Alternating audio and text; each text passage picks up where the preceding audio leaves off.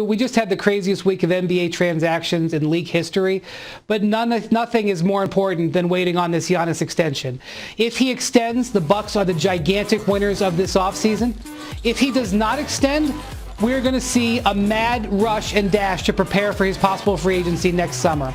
And if you look at moves that teams have made across the league, whether it's the Miami Heat signing 4 players to 1-year contracts, whether it's the Toronto Raptors tailoring the contracts of their players so that they have more room next year, or the Dallas Mavericks making trades to clear off guaranteed money, those teams believe there's a chance that Giannis may not sign it.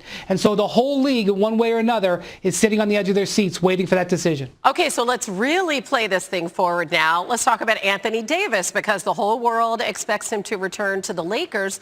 So how potentially could what Giannis is doing or ends up doing impact the type of contract that AD ends up getting? Yeah, it's unusual for AD to delay his re-signing for this long. And one of the things he could be watching is what Giannis does. If Giannis elects to sign the extension, then we could see AD potentially sign for longer. But if Giannis sets himself up to be a free agent next year, I know it seems hard for them to believe that the Lakers could do it, but that might spur Anthony Davis to only sign a 1-year contract with a player option, which is the kind of deal that LeBron James is on, to leave flexibility in Lakers payroll. So there's a lot of people watching Giannis Antetokounmpo right now. I guess it's a return engagement. That was a very short first tenure, though. Let's bring in Brian Windhorst on the Shell Pennzoil Performance Line. What do you make of this move, this Marc Gasol move by the Lakers, Brian? Well, Rob Pelinka, their general manager, came out last week before all this and said, "I don't want to be complacent with this roster. I don't want to just bring it back." And not only has he dramatically changed the makeup of the supporting players, but he's going to change their style of play. They were a very highly athletic defensive team last year, and Marc Gasol is one of the great defensive centers of the last decade. He's, past his prime, but still very smart defensively, but he's not the athlete that Dwight Howard and JaVale McGee were. And then, one of their big signing was Montrezl Harrell, bringing the Sixth Man of the Year over from down the hall. And Montrezl Harrell is a great offensive center, but not a strong defensive center. So I think you look at the Lakers, they have acquired the guys who finished first and second. Dennis Schroeder was second in six-man, known for their offense, not as much for their defense. So when you look at the Lakers, the changes, they have infused their offense. There will be so much more support for Anthony Davis and LeBron James. But the way they play defensively especially is going to go a little bit of a shift this season.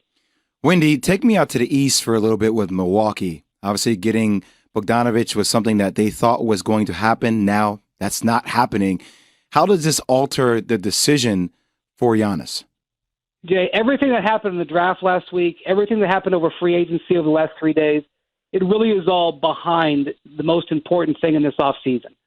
And that is, does Giannis sign the extension? That is the defining moment of what will be this NBA offseason. And in some ways, maybe even this season. This is, in my view, the biggest transactional decision since Kevin Durant going to the Thunder, even more than LeBron going to the Lakers or Anthony Davis going to the Lakers, because so many teams are going to drastically shift depending on what Giannis decides to do. If you look at the teams out there and the moves that have been made over the last few days, there are clearly teams hedging. The Miami Heat signed 4 players, all of them to 1-year contracts. They lost a couple of role players, Jay Crowder and Derek Jones, because those guys didn't want to take 1-year deals. The Dallas Mavericks made a couple of trades to offload long-term salary to leave themselves a Giannis slot open, and there's other teams that are maneuverable too, such as the Knicks and Raptors, who've been cautious as well. And I think there's 2 star players waiting to sign to see what Giannis does. That's Anthony Davis. He's coming back to the Lakers, but he may change the alteration of his contract, the way it's structured, to give the Lakers a window, if not for Giannis, but for somebody in a 1+1, because that's what LeBron is now on. And Bam Adebayo. Bam Adebayo signs a max contract that the Heat will not have the room. But if he waits a year, they will. So it's all Giannis. So now the question becomes, where's his head at? Well, the Bucks made a major move last week when they traded for Drew Holiday. And giving up 3 first-round picks and 2 pick swaps, they're not doing that unless they are confident. And I can tell you from talking to people there, they are confident. But it's not done yet. And Nobody knows how Giannis feels about the near miss on Bogdanovich, a player, by the way, he really wanted to play with. And then the other moves that the Bucks made in substitute, DJ Augustine, Torrey Craig, Bobby Portis.